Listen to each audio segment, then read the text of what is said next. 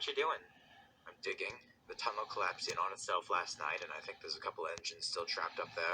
Trying to dig them out so we can scrap them.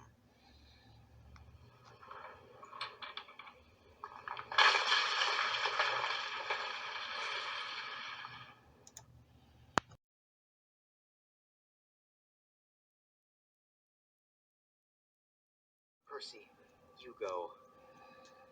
Thomas, I can't. I'm off the rails. You go. Are you sure? I don't have a choice.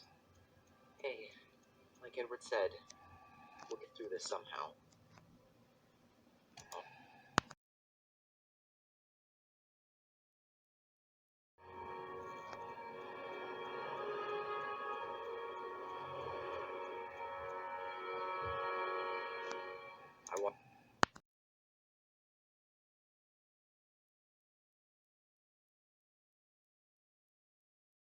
If my timing is correct, he should almost be done.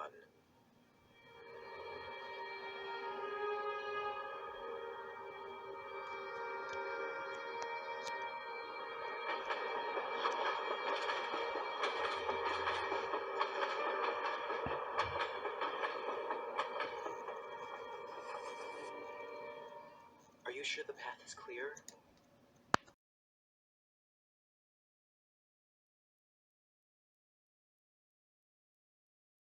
Do it.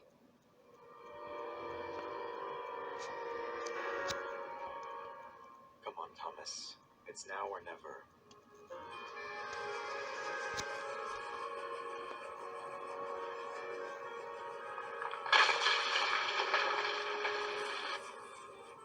Good job, Thomas.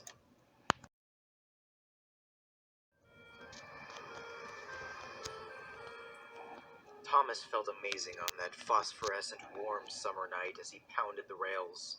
He was free. He knew he would soon be reunited with his friends.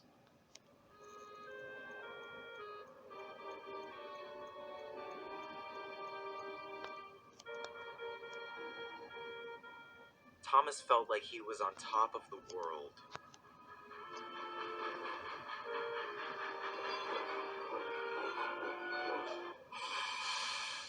This in no way prevented reality from dealing him yet another cruel hand. Bill, what's happened?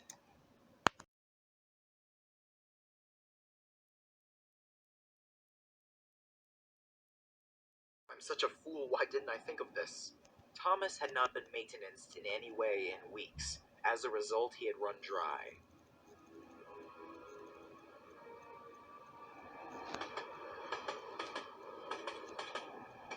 Thought you could get away, huh?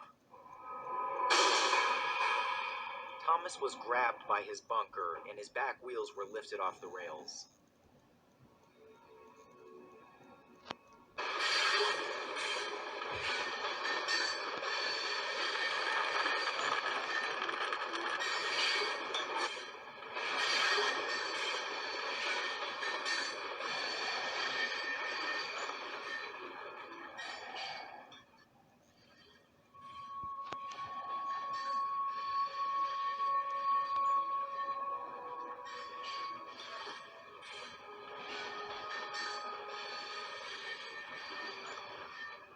Good job, Pinchy.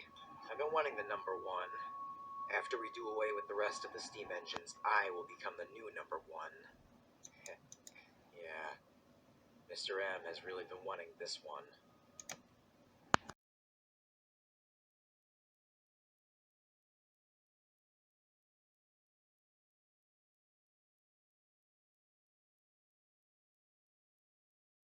He really knows his way around an engine. He's grown impatient, just like us.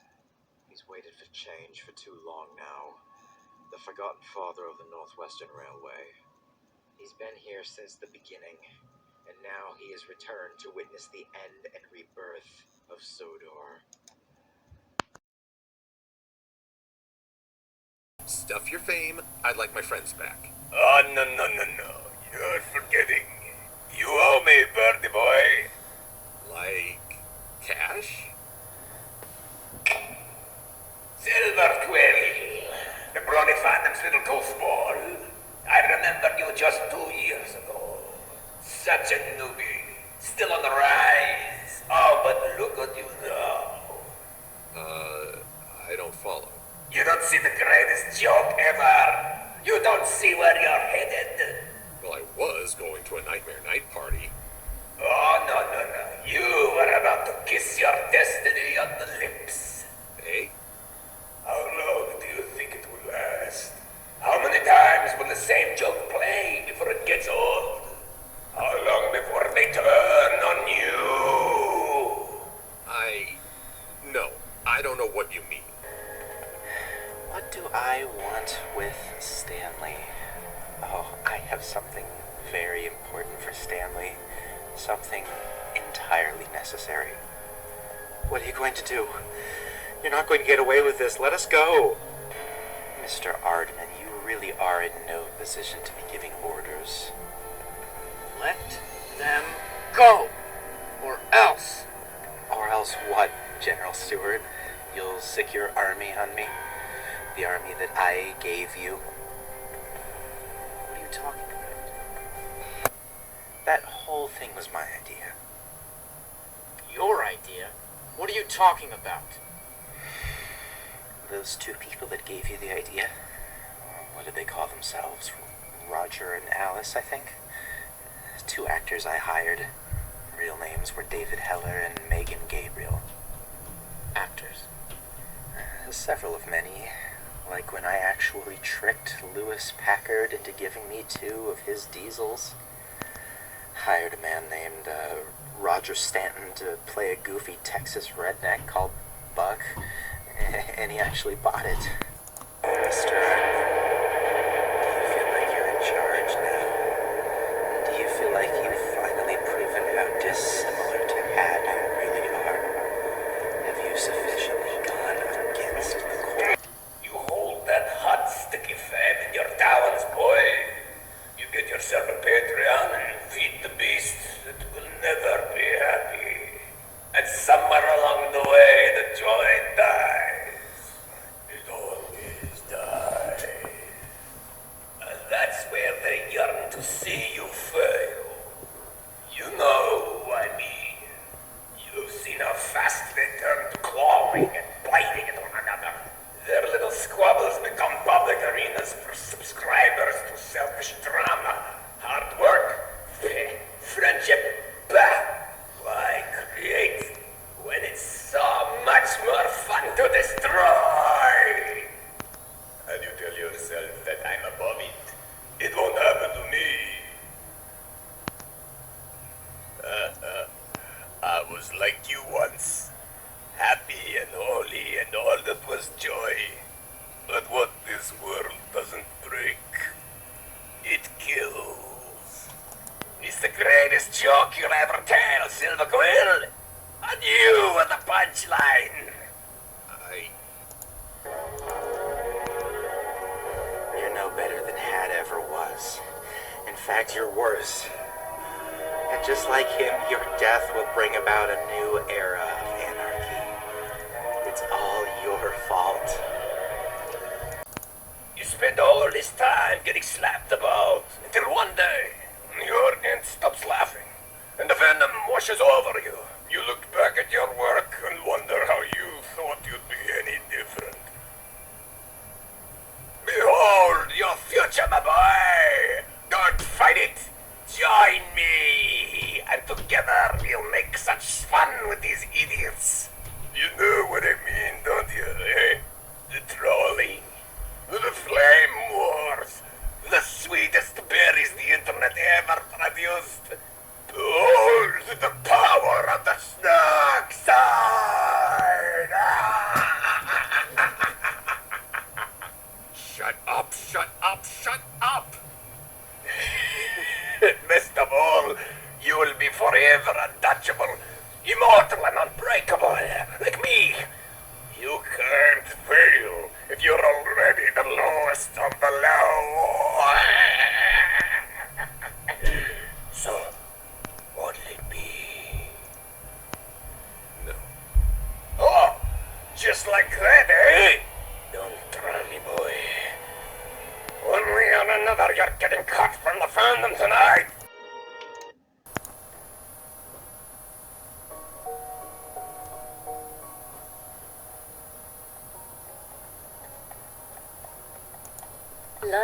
Bonbon trotted through the cavernous halls of Canterlot Castle, heading for Canterlot proper. It's all just so awful. Bonbon shuddered. What are we going to do? Lyra nuzzled the Earth Pony's neck. She forced a smile. We'll be okay. You'll see. We've been through worse than this before. Not even life in Ponyville has been as bad as this before. We still have each other, Bonnie. That's all that matters to me. Bonbon wiped at her teary eyes. That was so cheesy. Lyra grinned. Bet you love it. I do. Someday I'll get you to say that in front of a crowd while I'm holding a ring. Lyra! Someday, Bonnie, I will make an honest mare out of you. Bonbon giggled softly. The pair trotted on in slightly more comfortable silence for a time, until an echoing roar was followed by an immense impact that shook the floor and shattered the glass in a nearby window. Lyra! Bonbon cried out and threw herself on top of the unicorn at her side as shards of glass rained down around them from the shattered window. Bonnie, no! You'll be cut to pieces! Fine. The pair staggered back onto their hooves and looked around. What's happening? I don't know.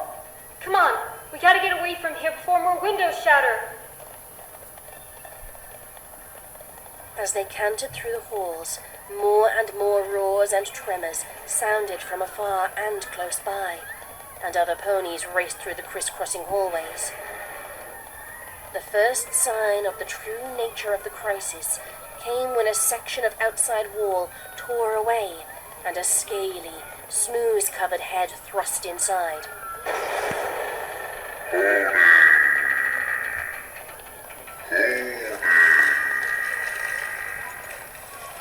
Lyra and Bonbon skidded to a stop less than 2 yards from the monster. They pulled up the carpet as they threw themselves back the way they came. Fire-honed fangs clipped an inch of hair off the tip of Lyra's tail, but the pair escaped around a corner and began galloping in earnest. Dragons! Panted Bonbon. It's dragons! Ponies! Kill the ponies! Another roar drowned out Lyra's reply as they came to the castle's front doors. The dragon standing in the courtyard was half again the size of the one from which they'd fled. Its dark red, smooth, stained scales were already caked with dirt and rubble from the havoc it was wreaking, and refugee ponies were fleeing from it in all directions. The beast turned its blinded head toward Lyra and Bonbon and spread its wings, countless eyeballs rolling around to focus on them. The mares cringed and held one another. No! No! This isn't real! This can't be happening! Why did you do that? How could you kill all those innocent people? The blood was already on their hands, and now it's on mine. Excellent job protecting everyone, General Stewart.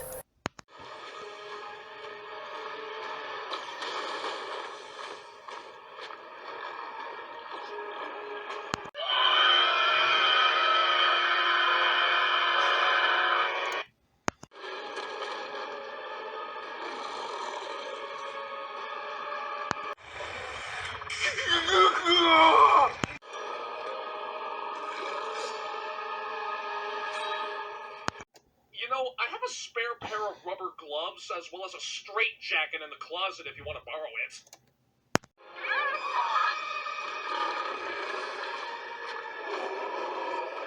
Oh, duck and cover!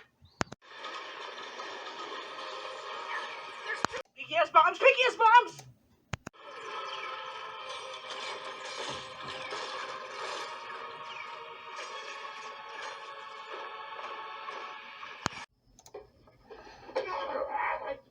What the fuck is she doing that?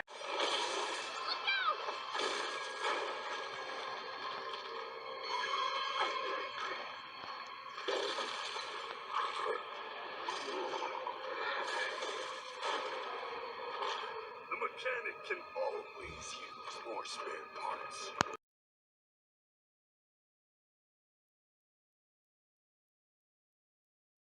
Alright, Simon. Finally caught you. It's the end of the line for both of you. Well, you thought you could just turn on me and nothing would come of it? Well, you got another thing coming. Now you're gonna die.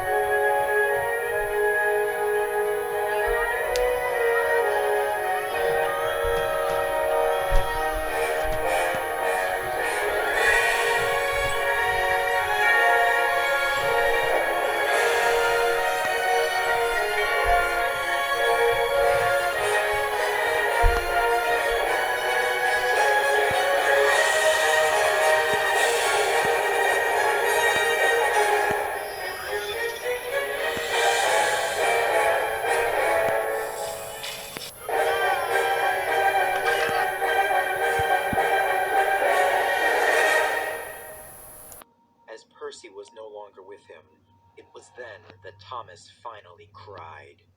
He cried for the lives of his fallen friends. He cried for the darkness in a man's heart. And most of all, Thomas cried for himself. The selfish tears streamed down his face as his diesel captors surrounded him. On that warm summer night of June 26th, 1945.